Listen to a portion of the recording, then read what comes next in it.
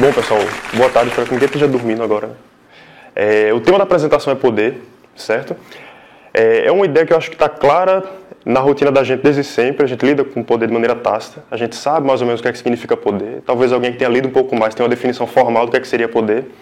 Esse foi o tema do meu doutorado, né? Eu não desenvolvi nada tangível, então eu desenvolvi uma teoria a respeito.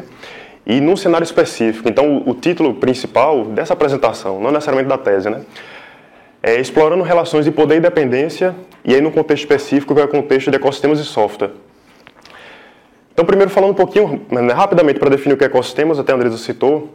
Então, o ecossistema ele parte de um fenômeno que talvez a gente tenha percebido nos últimos anos, eu me arriscaria a dizer que na última década, talvez, que as empresas elas percebem que a quantidade de demandas que surge por parte dos usuários, né, dos clientes, dos segmentos onde elas atuam, é muito maior do que elas conseguem fazer na prática, né? Considerando um bom retorno sobre o investimento, considerando o famoso time to market. Então, elas gradativamente começam a migrar para os ecossistemas. E aí um exemplo bem claro para a gente entender o que seria um ecossistema, um bem clichê, é o da Apple. Então, a Apple desenvolveu uma plataforma, abriu essa plataforma para fora, não na verdade abriu, né? Ela permitiu que outros agentes externos, desenvolvedores independentes, empresas, pequenos, médio porte, grandes players, contribuam para essa plataforma. Então, ela se beneficia enormemente dessas contribuições e permite que eles também façam parte, coexistam nesse cenário. Então aqui a gente vai ter certificações específicas, aplicativos no topo dessa plataforma, um acesso específico ao gigante pool de clientes da Apple, que essas empresas pouco a pouco começam a ter, uma vez que elas se engajam aqui. Semelhante, por exemplo, ao ecossistema formado pela Google, com a LG, com a Motorola, em cima da plataforma Android. E aí eu não vou falar sobre isso, porque isso não é um enfoque específico, isso é o contexto, né? Depois a gente pode falar mais a respeito. E aí nesse cenário, pessoal, o que a gente vai ter é um conjunto de negócios que eles vão funcionar como unidade, e que eles vão interagir com o mercado, que ele é compartilhado tanto do ponto de vista de serviços quanto de software, junto com as relações entre essas empresas. Essa foi minha ênfase. Então, nesse cenário de ecossistema, o que a gente vê é que, em geral, essas empresas elas vão se complementar. Não vou nem falar em geral, acho que na prática, todas elas vão se complementar. Então, eu vou ter complementação de expertise, complementação de funcionalidades, complementação de pool de clientes, né, de marketplaces ali, que são compartilhados, força de vendas. Então, diversos tipos de complementação. E essa noção, ela traz, né, de maneira consequente, uma ideia de dependência. Então, elas dependem. Esse ecossistema não é um nome do nada, é realmente uma associação com a natureza. As espécies na natureza dependem da energia uma das outras para evoluir, para coexistir, relações de simbiose, né, de predação, tudo que a gente escutou em biologia. Então, aqui elas vão ter uma dependência uma das outras e isso faz com que, na prática, exista um processo de distribuição de poder.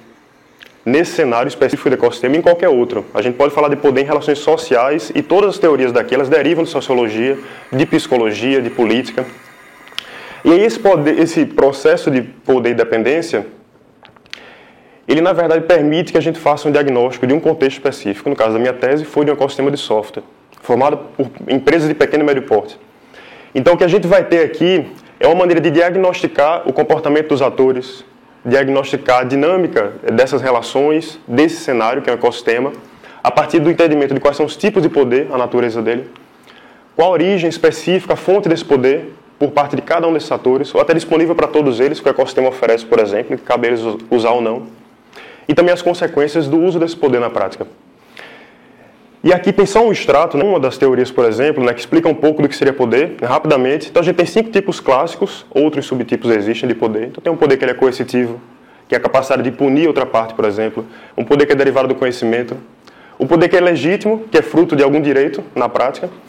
O poder que ele é mais etéreo de todos, que é fruto da ideia de referência, de admiração, de identificação, de respeito.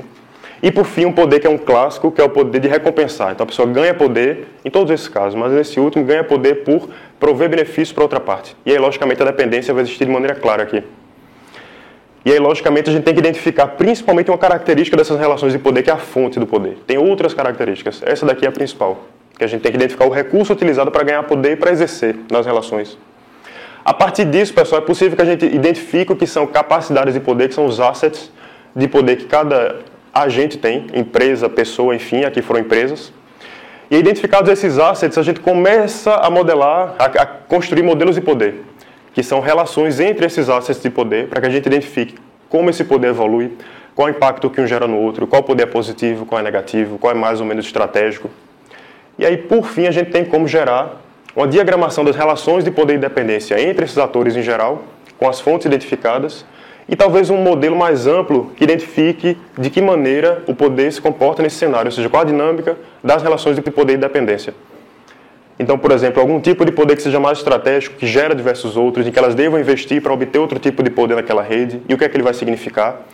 Um tipo de poder que, na verdade, mina os demais, né, como poder coercitivo, que tem um impacto negativo, e de onde ele vai derivar nessa rede, onde é que elas podem obter. Essas e outras fontes, certo? Isso aqui é um extrato muito curto e um tema muito pesado para a gente falar rapidinho, mas é uma visão geral, certo? Acho que eu fiquei no tempo, né, no 5.